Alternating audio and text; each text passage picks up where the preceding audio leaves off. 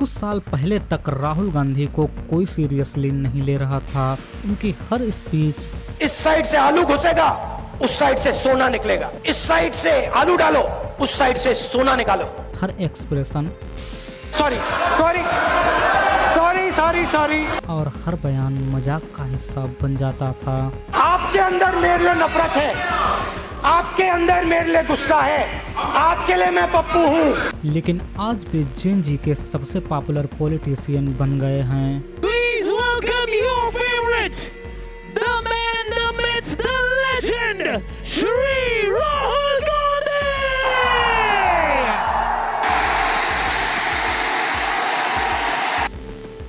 एक ऐसा नेता जिसे कभी राजनीति में लगभग खत्म मान लिया गया था, कौन राहुल? लेकिन आज अचानक देश की सबसे बड़ी राजनीतिक बहस का केंद्र क्यों बन गया है? क्या ये सिर्फ सोशल मीडिया का खेल है या इसके पीछे कई सालों की सोची समझी रणनीति छिपी हुई है? लगातार चुनावी हार झेलने वाला एक नेता आज दुनिया की सबसे बड़ी डेमोक्रेसी में एक मजबूत लीडर ऑफ ऑपोजिशन बन के खड़ा हुआ है। दुनिया में जब भी कोई बड़ा बदलाव हुआ है तो वो हमेशा जेन जी की वजह से हुआ है। किसी भी देश की जेन जी में वो पावर है जो किसी भी देश की काया पलट कर सकता है। इसका रिसेंट एग्जाम्पल हमने नेपाल और बांग्लादेश में देखा। इंडिया के जेन जी में अभी राहुल गांधी का क्रेज सबसे ज्यादा है और जैसे जैसे 2029 करीब आ रहा है, एक सवाल पूरे देश में जोर पकड़ रहा है, क्या राहुल गांधी आखिरकार भारत के अगले प्रधानमंत्री बनने के लिए तैयार हैं या कहानी में अभी सबसे बड़ा ट्विस्ट आना बाकी है। आज हम जानेंगे राहुल गांधी के इस पूरे ट्रांसफॉर्मेशन की कहानी, कैसे उनकी इमेज बदली, जेन जी के साथ उनका कनेक्शन कैसे बना और क्यों आज उनका नाम पहले से कहीं ज्यादा चर्चा में है।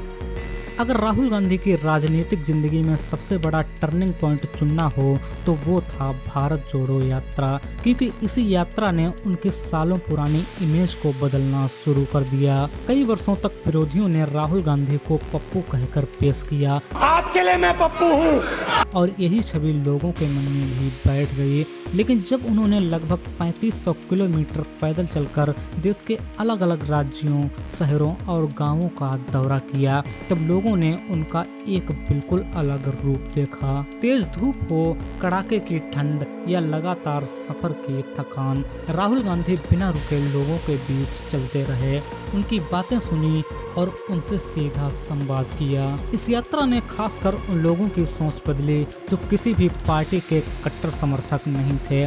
पहली बार कई लोगों को लगा कि राहुल गांधी सिर्फ विरासत के सहारे राजनीति करने वाले नेता नहीं हैं, बल्कि लंबे संघर्ष के लिए तैयार एक गंभीर दावेदार भी हैं। लेकिन सिर्फ भारत जोड़ो यात्रा ही नहीं, राहुल गांधी ने अपनी राजनीति का तरीका पूरी तरह से बदल दिया। जहां ज्यादातर नेता बड़े बड़े मंचों से भाषण देते नजर आए, वहीं राहुल गांधी ने सीधे युवाओं के बीच जाकर बातचीत करना शुरू किया। कॉलेज के छात्रों से अनौपचारिक मुलाकातें, पॉडकास्ट, यूट्यूब इंटरव्यू और खुले सवाल जवाब के जरिए उन्होंने खुद को पहले से कहीं ज्यादा सहज और रिलेटेबल बना लिया। सबसे दिलचस्प बात तब हुई जब उन्होंने जेन जी की भाषा को भी अपनाना शुरू किया। रिज, नो कैप जैसे इंटरनेट स्लैंग पर बात करना हो या छात्रों द्वारा दिए गए पोकी जैसे निकनेम को मुस्कुराते हुए स्वीकार करना, इन छोटी छोटी बातों ने युवाओं को यह महसूस कराया कि राहुल गांधी सिर्फ उनसे वोट नहीं मांग रहे, बल्कि उनकी दुनिया और उनकी भाषा को समझने की कोशिश भी कर रहे हैं। लेकिन राहुल गांधी का जेन जी से कनेक्शन सिर्फ इंटरनेट स्लैंग तक सीमित नहीं है। जिस चीज पर वो सबसे ज्यादा जोर देते हैं वो है ईमानदारी।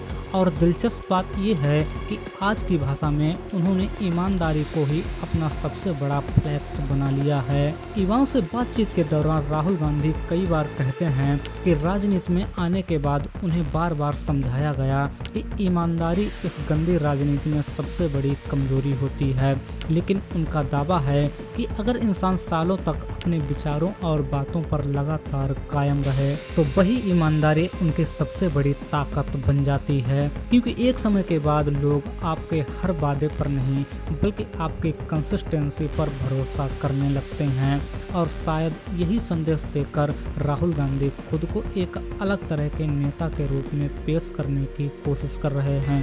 राहुल गांधी की बदलती राजनीति सिर्फ उनकी इमेज तक सीमित नहीं है, बल्कि उनके मुद्दे भी पहले से अलग नजर आते हैं। जहां पारंपरिक राजनीति अक्सर धर्म, जाति और बड़े बड़े वादों के इर्द गिर्द घूमती है, वहीं राहुल गांधी लगातार युवाओं की रोजमर्रा की समस्याओं पर बात करते दिखाई देते हैं। वो शिक्षा व्यवस्था की कमियों, डिग्री के बाद नौकरी पाने की मुश्किलों और बढ़ती बेरोजगारी को देश के सबसे बड़े मुद्दों में से एक बताते हैं। इसके साथ ही उनका न्याय का संदेश, जिसमें गरीबों, किसानों और समाज के वंचित वर्गों के लिए आर्थिक और सामाजिक न्याय की बात की जाती है। लेकिन किसी भी नेता की असली परीक्षा सोशल मीडिया पर नहीं बल्कि संसद के भीतर होती है, और राहुल गांधी की छवि में एक सबसे बड़ा बदलाव यहीं से जुड़ा हुआ है। लोकसभा में विपक्ष के नेता की जिम्मेदारी संभालने के बाद उनकी सक्रियता पहले से कहीं ज्यादा दिखाई देने लगी। संसद में उन्होंने नीट परीक्षा विवाद, अग्निवीर योजना और युवाओं से जुड़े कई मुद्दों पर लगातार सरकार से सवाल किए। यही वजह है कि एक मूड ऑफ द नेशन सर्वे में लगभग 51% लोगों ने विपक्ष के नेता के तौर पर उनके प्रदर्शन को अच्छा या बेहतरीन बताया। इससे ये संदेश भी गया कि राहुल गांधी अब सिर्फ चुनावी रैलियों तक सीमित नेता नहीं है, बल्कि संसद के अंदर भी लगातार अपनी मौजूदगी दर्ज कराने की कोशिश कर रहे हैं। राहुल गांधी की रणनीति सिर्फ अपनी इमेज बदलने तक सीमित नहीं रही, उन्होंने अपनी राजनीति की दिशा पहले से बिल्कुल अलग तय की। जहां बीजेपी की विचारधारा का जवाब ज्यादातर विपक्षी दल सीधे टकराव से देने की कोशिश करते हैं, वहीं राहुल गांधी ने बार बार नफरत के बाजार में मोहब्बत की दुकान का संदेश दिया। इसके साथ ही उन्होंने जातिगत जनगणना की मांग को भी अपने प्रमुख राजनीतिक मुद्दों में शामिल किया। उनका तर्क है कि जब तक ये पता नहीं चलेगा कि किस समुदाय की आबादी कितनी है और उसे संसाधनों में कितना हिस्सा मिल रहा है, तब तक सामाजिक न्याय अधूरा रहेगा।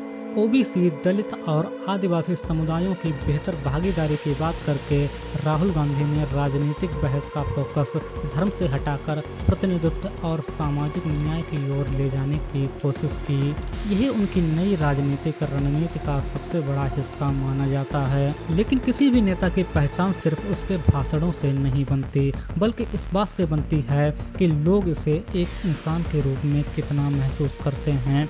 और शायद यही चीज राहुल गांधी ने पिछले कुछ वर्षों में सबसे ज्यादा बदलने की कोशिश की है। अब वो सिर्फ राजनीतिक बयान नहीं देते, बल्कि अपनी जिंदगी से जुड़े छोटे छोटे किस्से भी लोगों के साथ साझा करते हैं। देखने में ये एक साधारण घटना लग सकती है, लेकिन ऐसे किस्से उन्हें एक आम इंसान की तरह पेश करते हैं, जो गलतियां करता है, नई चीजें सीखने की कोशिश भी करता है और अपने अनुभव खुलकर साझा करता है। इससे उनकी छवि सिर्फ एक राजनीतिक परिवार के वारिस की नहीं, बल्कि एक ऐसे व्यक्ति की बनने लगी है जिससे लोग खुद को जोड़कर देख सकें। 2024 के लोकसभा चुनाव सिर्फ सीटों का मुकाबला नहीं थे, उन्होंने विपक्ष की राजनीति का चेहरा भी काफी हद तक बदल दिया। कांग्रेस ने अपनी सीटों की संख्या बढ़ाकर 99 तक पहुंचाई और इसके बाद राहुल गांधी विपक्ष के सबसे प्रमुख चेहरे के रूप में उभर कर सामने आए। इसके साथ ही इंडिया गठबंधन के भीतर भी उनकी स्वीकार्यता पहले से मजबूत होती दिखाई दी। कई सर्वेक्षणों में उन्हें एक गठबंधन का सबसे उपयुक्त राष्ट्रीय नेता मानने वाले लोगों की संख्या बढ़ी, जबकि कुछ अन्य क्षेत्रीय नेताओं की राष्ट्रीय लोकप्रियता में गिरावट दर्ज की गई। इससे ये धारणा बनने लगी कि अगर विपक्ष को 2029 में एकजुट होकर मुकाबला करना है तो उसकी कमान संभालने के लिए राहुल गांधी सबसे स्वाभाविक दावेदार हो सकते हैं। हालांकि ये तस्वीर आगे आने वाले चुनावों और गठबंधन की एकजुटता पर भी काफी हद तक निर्भर करेगी। तो क्या ये सारी बातें सिर्फ राहुल गांधी की बदली हुई इमेज तक सीमित हैं या फिर ये उन्हें प्रधानमंत्री पद के दौड़ में भी मजबूत बना रही हैं। यही आज भारतीय राजनीति का सबसे बड़ा सवाल बन चुका है। हालांकि लोकप्रियता के मामले में नरेंद्र मोदी अभी भी सबसे आगे माने जाते हैं, लेकिन कई राजनीतिक ट्रैकर्स और ओपिनियन पोल्स में राहुल गांधी के समर्थन में लगातार बढ़ोतरी दर्ज की गई है। कुछ सर्वेक्षणों में पिछले कुछ महीनों के दौरान उनकी लोकप्रियता में तेज उछाल देखा गया है और प्रधानमंत्री पद की पसंद से जुड़े सीधे मुकाबलों में उनका समर्थन 22% तक पहुंचता दिखा। कई राजनीतिक विश्लेषकों का कहना है कि जैसे जैसे सरकार के खिलाफ वोट एकजुट होते हैं और युवा मतदाता राहुल गांधी की संवाद शैली से जुड़ते हैं, वैसे वैसे उनकी दावेदारी भी मजबूत होती जाएगी। लेकिन क्या ये लोकप्रियता 2029 में सत्ता तक पहुंच पाएगी?